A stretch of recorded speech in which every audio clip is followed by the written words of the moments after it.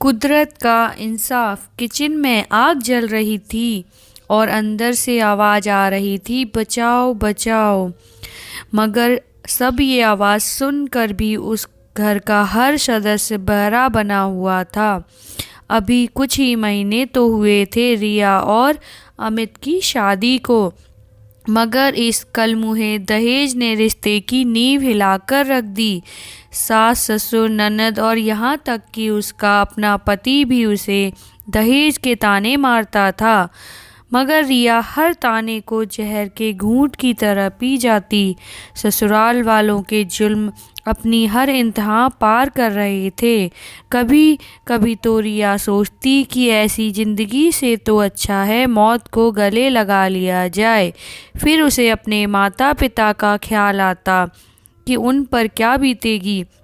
बस यही चीज़ उसे कोई गलत कदम उठाने से रोक लेती। इसी तरह एक एक कर सभी दिन बीतते गए। उसके ससुराल वाले न जाने कहाँ से उसे तंग करने के लिए रोज़ कोई बहाना खोज लेते। कभी उसके बनाए खाने में कमी निकालते, कभी उससे इतना काम करवाते कि वो ठीक से आराम भी ना कर पाती। ना जाने उसे कब इस अत्याचार से मुक्ति मिलती और उसके साथ हो रहे अन्याय के लिए उसे इंसाफ मिलता।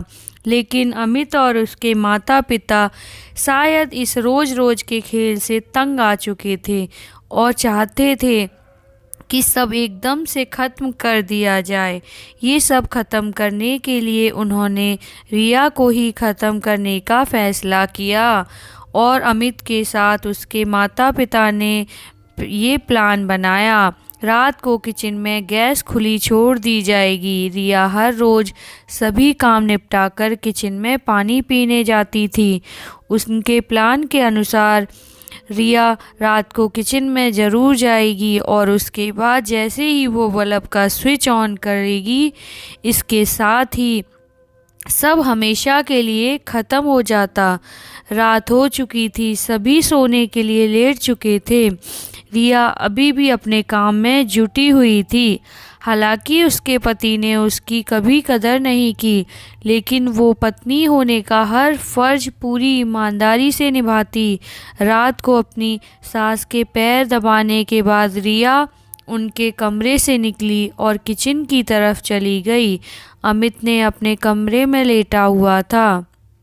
आमतौर पर वो रिया के जाने से पहले सो जाता था, मगर आज तो उसे नींद नहीं आ रही थी। शायद वो खुश था कि उसके रचे चक्रव्यूह से आज उसे रिया से हमेशा हमेशा के लिए छुट्टी मिल जाएगी। रिया किचन की तरफ बढ़ी। किचन का दरवाज़ा खुला और जैसे ही बल्ब जलाया, तुरंत ही आग ने पूरा किचन घेर लिया। लग रहा था मानो जैसे कहीं चुपके से बैठा हुआ शेर अचानक ही अपने शिकार पर आ झपटा हो। कुछ ही देर में किचन से आवाज़ें आने लगीं, बचाओ बचाओ। अमित और अमित के माता पिता सब कुछ सुनते हुए भी बहरे बने हुए थे। वो जाते भी क्यों, उन्होंने ही तो ये प्लान बनाया था। जब 2 मिनट बीत गए, वो लोग उठकर किचन की तरफ गए। अभी किचन तक पहुँचे ही थे कि वहाँ का दृश्य देख उनके होश उड़ गए। कुदरत का इंसाफ हो चुका था। उन्होंने अपनी आंखों पर विश्वास नहीं हो पा रहा था। उन्होंने देखा, उनकी बहू सामने खड़ी थी। तभी एक आवाज़ आई, मुझे बचा लो भाभी, मैं मरना नहीं चाहती। ये आवाज़ थी अमित की बहन शीतल की, जिसे रिया अपनी जान पर खेलकर आग से बचा कर लाई थी। उन्हें समझ नहीं आ रहा था कि ये सब कैसे हुआ।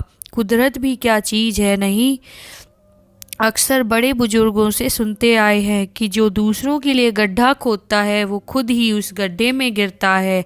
लेकिन यहाँ गड्ढा खोदने वाला ही नहीं, उसके अपने भी उसी गड्ढे में गिर चुके थे।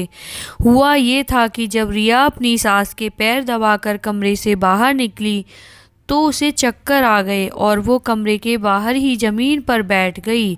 इतनी ही देर में शीतल किचन में पहुंच गई। ये सब हो गया शायद ये रिया की नेक नियत का ही नतीजा था जो वो बच गई। इतनी ही देर में शीतल किचन में पहुंच गई। ये सब हो गया तो शुक्र था जो रिया समय रहते किचन में पहुंच गई।